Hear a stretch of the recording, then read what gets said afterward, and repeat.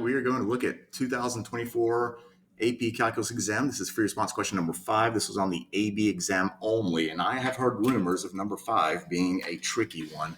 So we will see if it lives up to expectations. I have not read the question yet. I have no idea what this question is about. So if you see any mistakes or if I make any blunders, let me know in the comments, and I will try to reply to them. Implicit differentiation, I guess. Consider the curve defined by that equation. It can be shown that dy dx is that. Okay, so they gave you the derivative. There is a point on the curve near 2, 4 with an x coordinate of 3. That's an interesting wording. Use the line tangent to the curve at 2, 4 to approximate the y coordinate of this point. Okay. It's a linear approximation question. It's not too bad, but really just the wording was interesting. So we're writing the equation of a tangent line. So we need a point which is at the which is my point 2, 4. My slope is going to be my derivative dy dx such that my point that I'm plugging in is 2, 4, and that is the correct way to write that mathematically. It's kind of clunky and big, but that's how you do it. And my derivative is negative 2x. I'll be negative 2 times 2 over 3 plus 4y. So I'll be 3 plus 4 times 4. That's negative 4 over 19. Is that right? Negative 2 times 2 over 3 plus 4 times 4.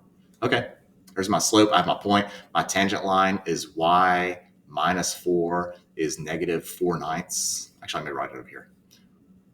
So my tangent line is y minus 4 equals negative 4/19 of x minus 2. And then we're supposed to use that tangent line to approximate the y coordinate that corresponds with the x coordinate of 3. So now my y coordinate when x is 3 is going to be approximately, and we just plugged 3 into that tangent line equation, negative 4/19 times 3 minus 2 plus 4 is 4 minus 4/19.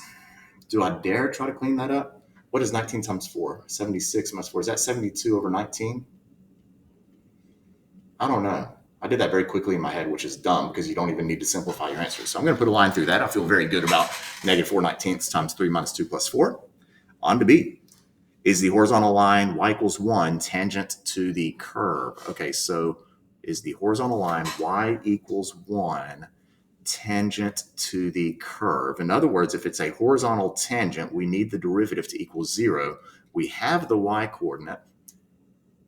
I need the x coordinate that goes with that. So I'm going to find the x coordinate that goes with y equals 1. I'm going to plug that xy into the derivative and see if the derivative gives me a value of 0. And to find the x, I'm going to plug the y coordinate of 1 back into my original equation, which is x squared plus 3y plus 2y, which is 1. 1 squared equals 48. And I'm going to use that equation to solve for x. So x squared plus 5. Is this right? Is the horizontal line? It's just not going to give me anything clean. I was expecting this to give me something nice. Okay. That's right, isn't it? I'm plugging in 1. 2 times 1, so that's 5. X squared plus 5 squared. Okay. All right. It's 48. X could be plus or minus the square root of 43. Do they say anything about x's having to be positive? Is the horizontal line y equals 1 tangent to the curve?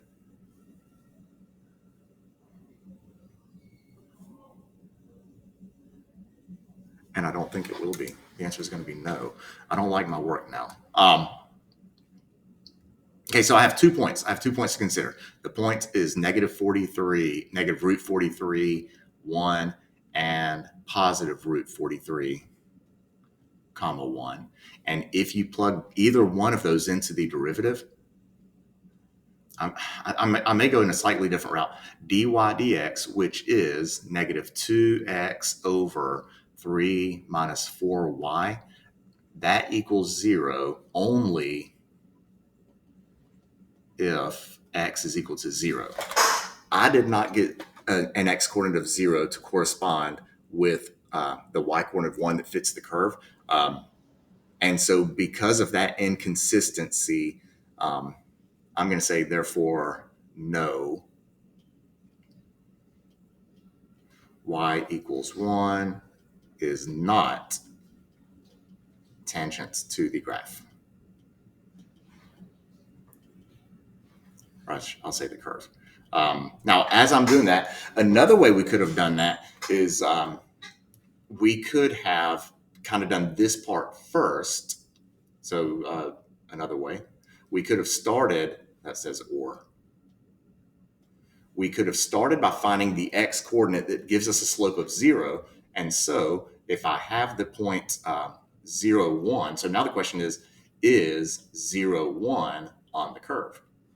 And this may have been a better way to do this, now that I'm thinking. Is 0, 1 on the curve? Because they told you the y coordinate's 1.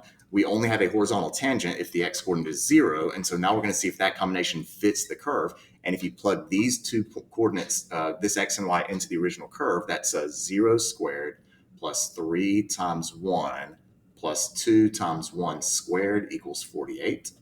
We get 5 is equal to 48. That is false. Therefore, y equals 1 is not a tangent to the curve. So 2 ways we could have done that. Both kind of the same thought processes, just one's done in a slightly different order. Tangent to the curve. And so there is question B. There's still 2 more parts. Oh my goodness, and I've used up all this space. I might have to go to a new page. I'll just scroll down. Number C, the curve intersects the positive x-axis at the point root 48, 0. Is the line tangent to the curve at this point vertical? Okay.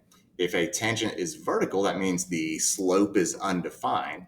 And so for question C, I'm rewording the question, is dy dx, is the slope such that xy equals root 48, comma 0, undefined? That's my game plan. And I'm going to get, I want to rewrite all that again. So I get, for my slope, I'll write it again. I'm trying to be good. Dy dx at the when xy is equal to root 48,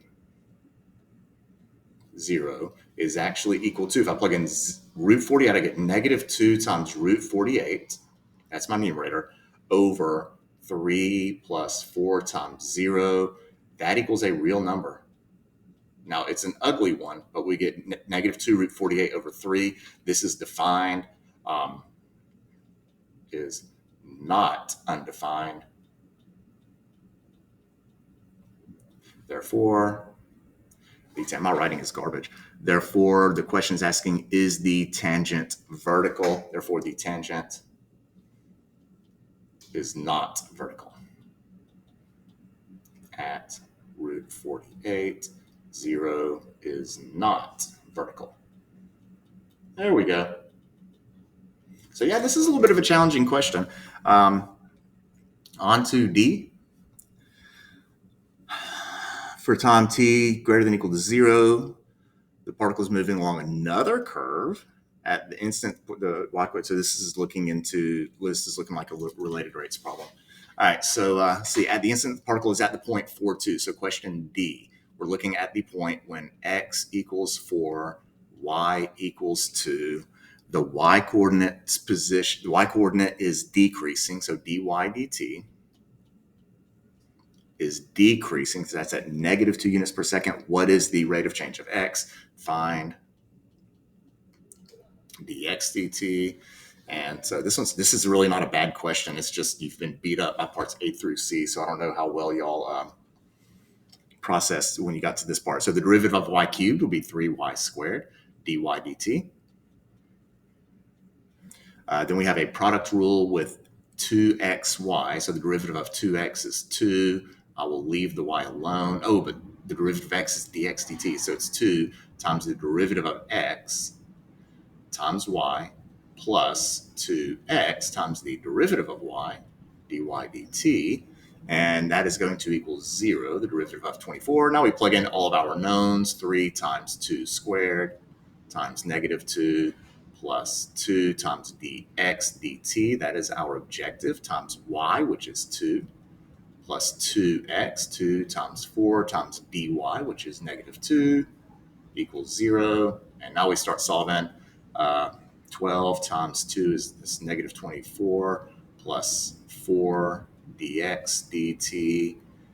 8 times 2 is 16. Negative 24 minus 16. So I'm getting dx dt is equal to 40 over 4 or 10. And unless I made an arithmetic mistake, that honestly, part D wasn't bad. Part D was a good one. And this is what I tell my students all the time. Like, if you get flustered with a problem, just keep reading. You may find a standalone problem. You could cut question D out of the paper and solve it completely independently of the other parts. And it's just, you got to find a way not to let the rest of the question beat you up, because I know related rates is frowned upon. That's as related rates problems go. That one wasn't bad. I think I'm done. I don't think I made any mistakes, but I never do think I make mistakes, and I make them all the time. So if you do see a mistake, let me know, and I'm off to do number 6.